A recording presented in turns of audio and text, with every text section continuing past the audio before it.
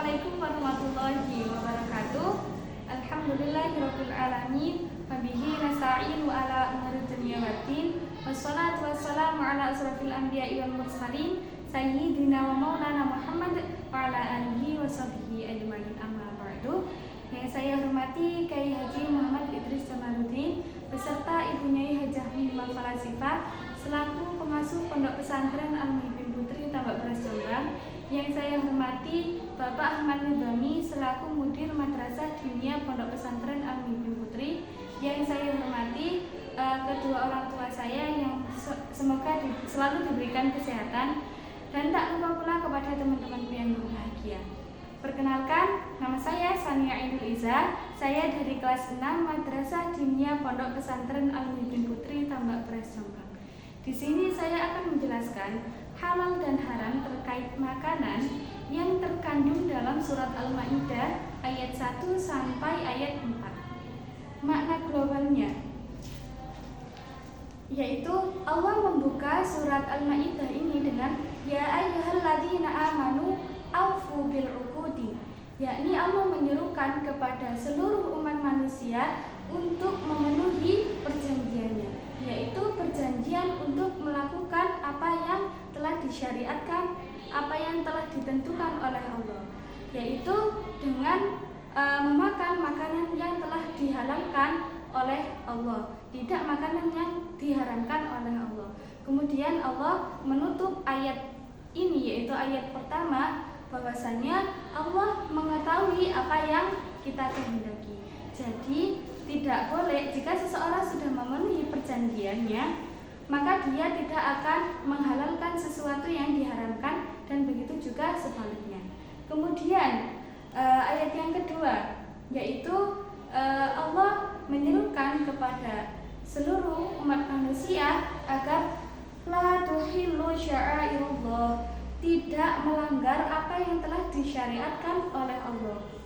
Wala syahrul haram, tidak mengotori bulan-bulan yang haram, yaitu dengan melakukan peperangan. Walal hadyu, tidak mengganggu hewan yang akan dikurbankan ketika melakukan haji, dan tidak pula walal qalaid, dan tidak pula mengganggu hewan qalaid. Wala amnul baitul haram, dan tidak mengganggu orang yang akan pergi ke Baitullah, yang mana mereka akan mencari ridha Allah untuk menyempurnakan rukun Islam yang kelima. Kemudian Allah juga melarang untuk berbuat aniaya terhadap orang-orang yang orang-orang yang tidak kita sukai, dan juga Allah tidak menyukai orang-orang yang saling tolong-menolong dalam hal dosa. Kemudian Allah dalam surat Al-Maidah ini ayat yang ketiga, Allah menjelaskan makanan-makanan yang diharamkan oleh Allah, yaitu seperti darah, bangkai, babi, hewan yang ditanduk, hewan yang dicekik, hewan yang jatuh, dan sebagainya. Yang mana Allah menjelaskan bahwa makanan-makanan itulah yang tidak boleh dikonsumsi oleh umat Islam. Kemudian di ayat yang keempat, Allah menjelaskan bahwasanya sesuatu yang baik, makanan yang baik itu boleh dikonsumsi oleh kita. Kemudian Allah menjelaskan juga bahwasanya hewan yang diburu oleh binatang yang terlatih itu boleh untuk dikonsumsi oleh umat Islam. Kemudian asbabun nuzulnya yang diriwayatkan oleh Ibnu Abbas.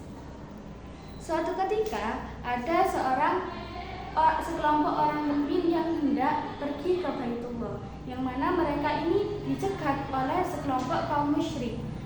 Kemudian sekelompok musyrik lainnya itu hendak ke Baitullah. Nah, karena sekelompok orang muslim ini telah diperlakukan yang tidak mengenakan, yaitu dicegah mereka untuk menuju Baitullah, orang mukmin ini akan melakukan hal yang sama terhadap orang musyrik lainnya. Nah, sebab itu Allah menurunkan surat Al-Maidah ayat kedua kedua, yang mana perbuatan mereka itu dilarang oleh Allah, yaitu mencegah seseorang untuk menuju Baitullah untuk mencari ridha Allah dan menganiaya orang yang tidak mereka sukai. Kemudian kandungan hukumnya.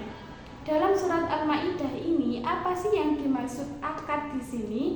Nah, ini menurut sebagian ulama itu akad yang dimaksud adalah akad muamalah seperti jual beli, utang piutang, sewa menyewa dan sebagainya. Ini pendapat yang dituturkan oleh Al-Hasan. Kemudian kalau sebagian ulama lainnya menjelaskan bahwasanya akad yang dimaksud adalah akad syariat. Hal ini dituturkan oleh Ibnu Abbas. Nah, yang benar ini apa sih? Akad syariat atau akad muamalah? Yang benar yaitu menurut Al-Qurtubi dan ahli tafsir menjelaskan bahwa akad yang dimaksud adalah semua akad, baik akad syariat atau akad muamalah. Kemudian, hewan manakah yang diharamkan oleh Allah? Pada surat Al-Maidah ayat ketiga ini sudah jelas sekali bahwasanya hewan seperti bangkai, kemudian darah, kemudian hewan yang dicekik, jatuh dan sebagainya itu adalah hewan yang dilarang oleh Allah. Dikecualikan hewan yang apabila dia jatuh kemudian dalam keadaan sekarat, kemudian kita menyembelihnya dalam tuntunan syariat seperti yang disyariatkan oleh Allah, maka itu diperbolehkan. Hal ini mengundang beberapa pendapat. Yang pertama, menurut Imam Syafi'i dan Imam Hanafi itu diperbolehkan asalkan hidup hewan tersebut masih berlangsung. Kalau menurut Imam Maliki, sangkaan yang lebih dominan itulah yang digunakan. Misal ada hewan jatuh, kemudian kita berprasangka bahwa hewan itu sudah mati, maka hewan itu berhukum haram, jadi tidak boleh dikonsumsi untuk kita. Kemudian mungkotiknya, pendapat mungkotik, yakni sesuai dengan hewan tersebut. Jika hewan tersebut adalah halal maka boleh dikonsumsi, jika hewan tersebut haram maka tidak boleh dikonsumsi untuk kita. Nah, yang betul yang mana? Yaitu yang betul adalah istithna muttasil. Jadi jika hewan itu masih dalam keadaan hidup kemudian kita menyembelihnya secara syariat maka boleh dikonsumsi. Kemudian kandungan hukum yang ketiga, bagaimana menyembelih hewan yang sah atau yang disyariatkan oleh agama, yaitu menurut Imam Maliki sampai terputusnya leher dan urat nadi. Kalau menurut Imam Syafi'i hanya kerongkongannya saja, tidak dua urat. Kalau menurut Imam Hanafi itu kerongkongan dan salah satu urat. Nah, kenapa Imam Syafi'i tidak menggunakan dua urat? Karena dua urat itu hanya sekedar tempat makan dan minum saja.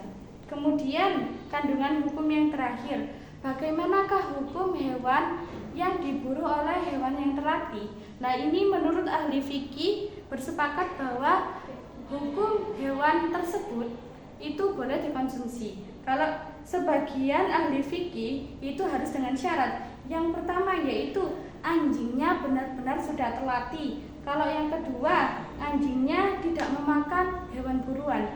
Yang ketiga, melepasnya dengan bismillah, yaitu ketika kita melepas hewan buruan dengan mengucapkan bismillahirrahmanirrahim. Kemudian yang keempat, si pemburu adalah seorang muslim. Yang terakhir, anjingnya berwarna hitam. Sekian dari saya, semoga bermanfaat. Wassalamualaikum warahmatullahi wabarakatuh.